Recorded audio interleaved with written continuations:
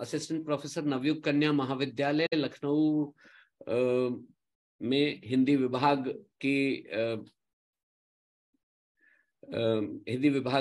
की प्राध्यापिका हैं और रमेश जी की सुपुत्री भी हैं।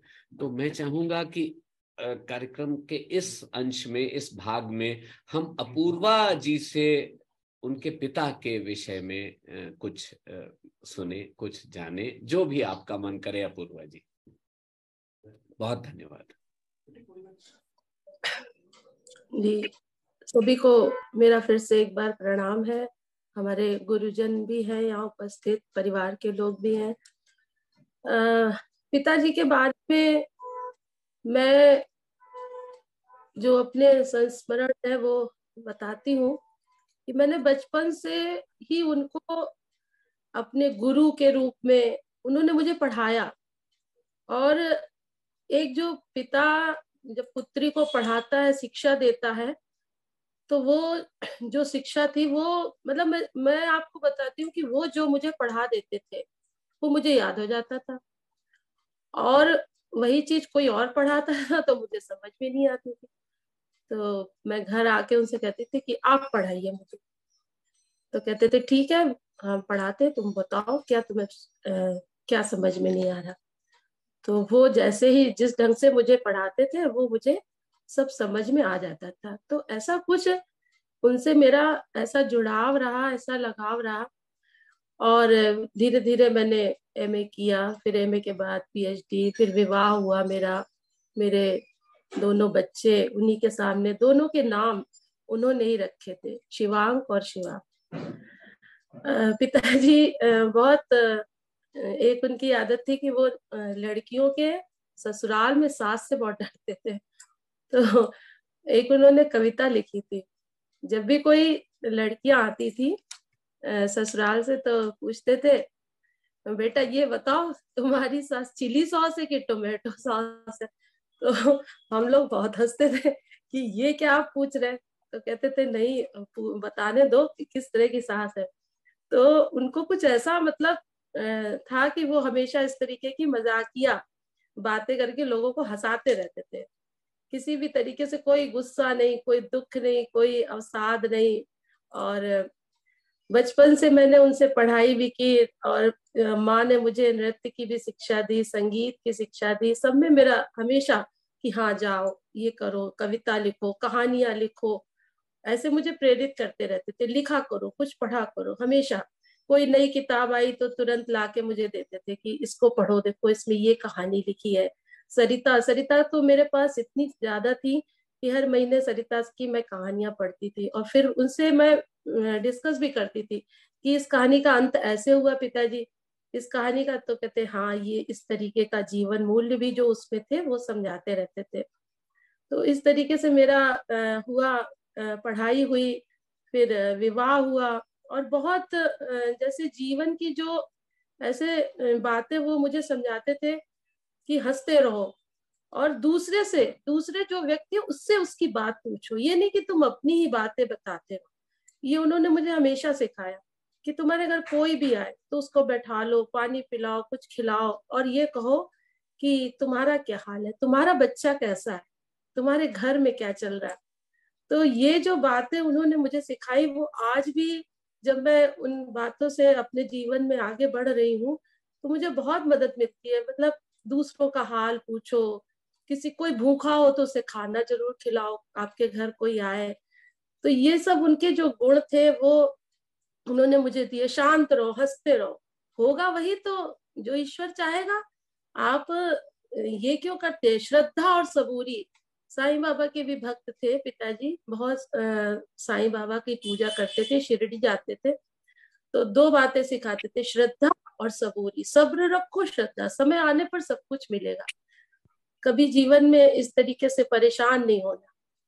तो बहुत ही इस तरीके से था। और दूसरा सबसे अच्छी बात ये थी कि मेरा विवाह हुआ लखनऊ में, तो वो बड़े प्रसन्न। और मेरे जो फादर इन लॉ थे तो उनसे भी उनकी इतनी दोस्ती थी कि घंटों साहित्य पे चर्चा, राजनीति पे चर्चा, मेरे पति से भी उनकी चर्चाएं होती रहती थी। कभी भी कोई बात होती थी फोन करके पूछते थे। और आना तो उनका हर हफ्ते एक चक्कर लखनऊ लग जाता था। और बहुत ही मतलब खुश रहते थे जब भी आते थे, यहाँ पर क्या हुआ इस तरीके की। फिर विवाह के बाद बच्चे हुए, बच्चे बड़े हुए, जिम्मेदारी, तो उन्होंने फिर मुझे प्रेरित करना शुरू किया कि लिखना शुरू करो, पढ़ना शुरू करो, ऐसे समय नहीं बर्बाद करना है। तो उन्हीं की प्रेरणा से धीरे धीरे धीरे धीरे मैं यहाँ की लखनऊ की कई साहित्यिक संस्थाओं से जुड़ी और मैंने लिखना शुरू किया। और कहानियां लिखती थी, फिर मैं उनसे पूछती थी कि ये देखिए मैंने आज लिखी, तो वो उसमें संशोधन करते थे, बताते थे कि इसको इस तरीके से, ये शब्द यहाँ से करो, ये बहुत ज्यादा साथ। और कभी भी मैं किसी भी समय उनसे फोन करूं कि पापा जी मुझे ये, हाँ लो अभी बताते हैं, तुरंत वो इसके लिए तैयार हो जाते थे, कभी मना नहीं करे, शाम को हो रात को हो, कभी भी सो गए आप, मुझे आपसे जरूरी ये बात पूछनी।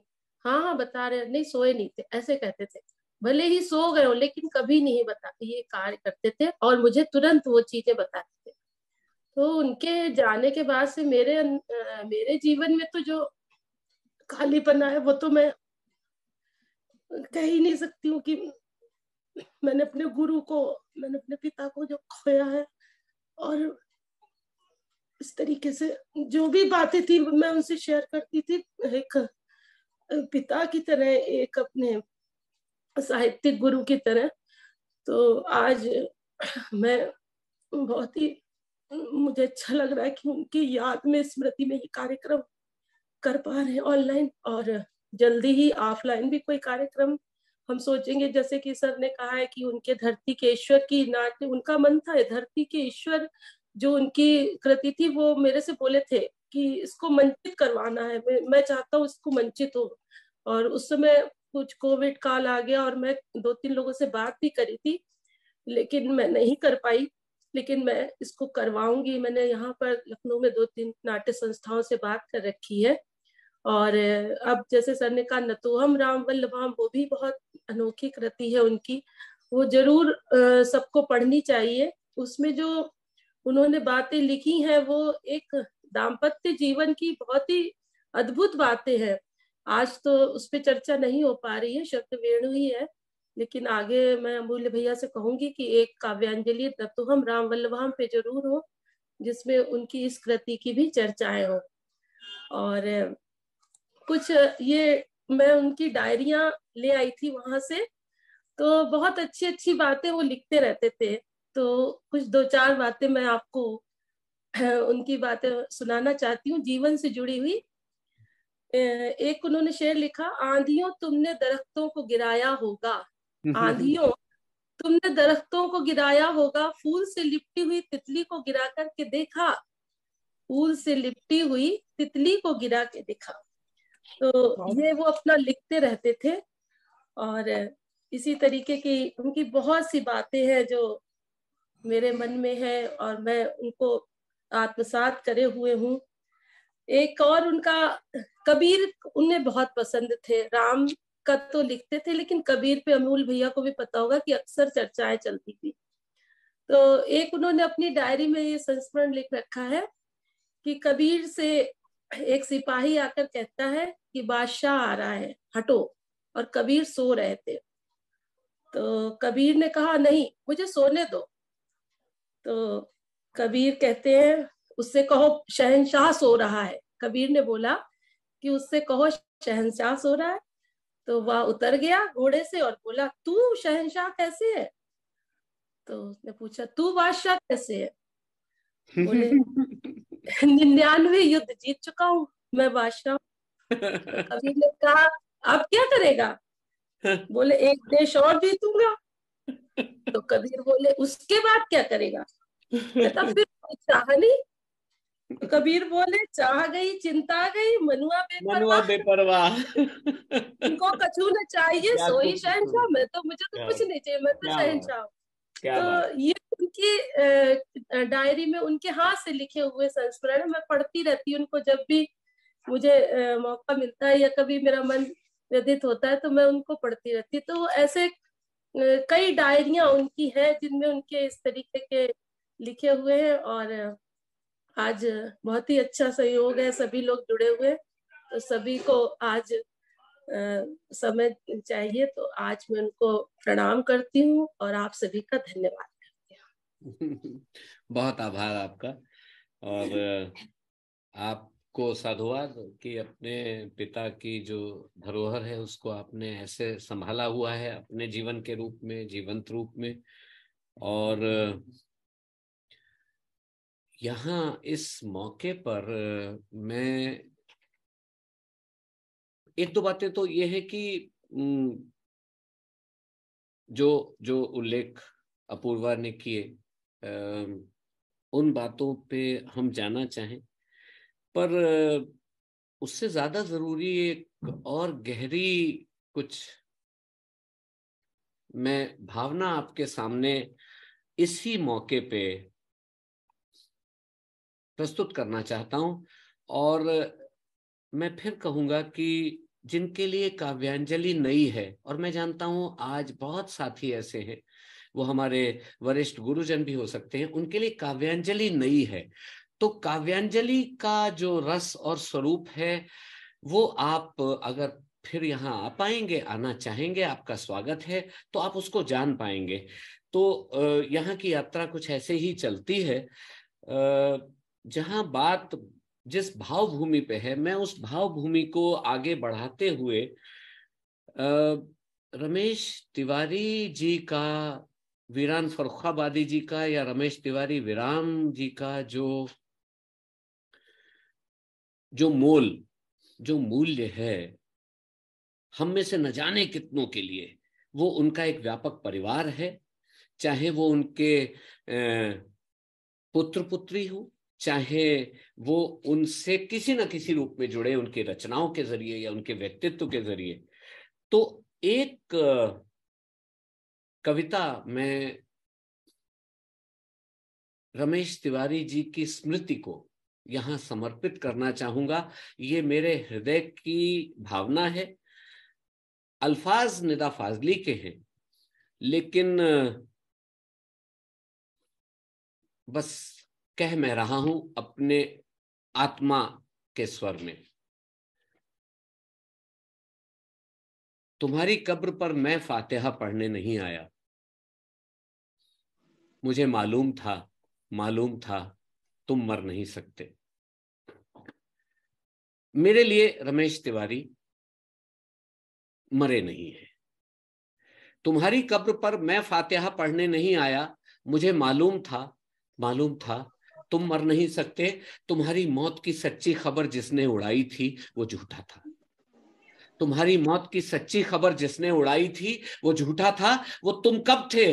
कोई सूखा हुआ पत्ता हवा से हिल के टूटा था। कोई सूखा हुआ पत्ता हवा से हिल के टूटा था। मेरी आंखें तुम्हारे मंजरों में कैद हैं अब तक। मेरी आंखें तुम्हारे मंजरों में कैद हैं अब तक। मैं जो भी देखता हूं, सोचता हूं, वो वही है जो तुम्हारी नेकनामी और बदनामी की दुनिया थी। मेरी आंखें तुम्हारे मंजरों में कैद हैं अब तक। मैं जो भी देखता हूं, सोचता हूं, वो वही है जो तुम्हारी नेकनामी और बदनामी की दुनिया थी। कहीं कुछ भी नहीं बदला। बदन में मेरे जितना भी लहू है वो तुम्हारी लग्जिशों नाकामियों के साथ बहता है। मेरी आवाज में छुपकर तुम्हारा जहन रहता है। मेरी लाचारियों में तुम, मेरी बीमारियों में तुम। मैं लिखने के लिए जब भी कलम कागज उठाता हूं, तुम्हें बैठा हुआ मैं अपनी ही कुर्सी पे पाता हूं।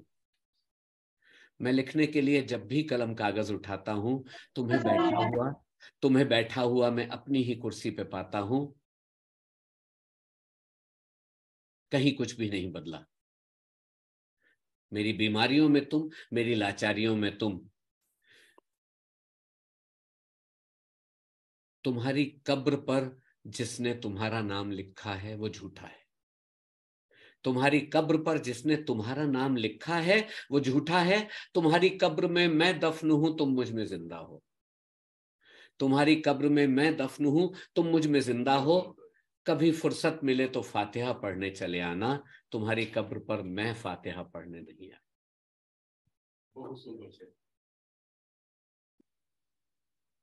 ये आप में से जिन जिन के कोई प्रियजन नहीं है, अगर मुझे लगता है हम उन्हें इस तरह जी सके तो ये उनके प्रति सच्ची श्रद्धांजलि है। और ये रमेश तिवारी जी से सीखा मैंने, मैं अपनी बात कर रहा हूँ। इसके लिए, इस दृष्टि के लिए, इस अनुभूति के लिए हम उनके ऋणी रहेंगे। और मैं बहुत आभारी हूँ अपूर्वा जी का, जिनके स्नेह के कारण ये कार्यक्रम, इसमें न जाने कितना और योगदान संभव हो सका। रमेश तिवारी जी पे तो कार्यक्रम होना ही था। मैं 20 साल से ये जो काम है काव्यांजलि का, ये कर पा रहा हूँ, प्रभु की कृपा है। ये बैठक तो अनवरत चल रही है, और जो साथी इस काव्यांजलि की यात्रा में पिछले 20 साल से रहे हैं, उनमें से सब जानते हैं रमेश तिवारी जी को सब जानते हैं मेरे माध्यम से, मेरे जरिए।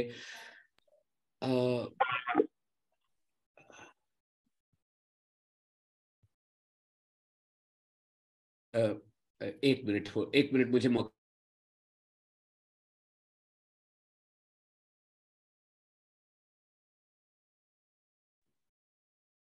बैठ। तो वो साथी जो काव्यांजलि की यात्रा में 20 साल से हैं, वो न जाने कितनी बार रमेश जी की बातें, उनकी कविताएं मुझसे सुन चुके हैं। पूरी पूरी बैठक हम उनको समर्पित कर चुके हैं। लेकिन ऑनलाइन ये आप तक ये बैठक आज पहुंच पा रही है, इसके लिए हम आभारी हैं। और ये विनम्र श्रद्धांजलि है उनकी स्मृति को, उनके व्यक्तित्व को। इस हिस्से को, इस अंश को हम विराम देना चाहेंगे, जिसमें कि अपूर्वा जी ने अपने संस्मरण हमारे साथ साझा किए। और इसके लिए हम रमेश जी के और उनकी सुपुत्री के और समस्त परिवार के ऋणी रहेंगे। बहुत बहुत धन्यवाद। फेसबुक पर हम इस निवेदन के साथ छोटा सा अंतराल ले रहे हैं कि हम फिर से आपके साथ जुड़ते हैं बहुत जल्दी।